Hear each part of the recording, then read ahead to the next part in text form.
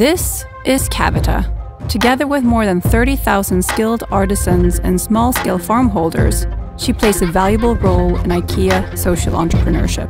These people are twisting, turning, pruning, picking, shaping, and sharpening to create better livelihoods for their families.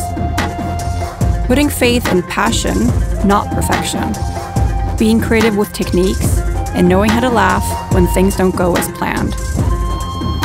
Skills turn into jobs, and jobs turn into dreams. Dreams for what you can create with what you have.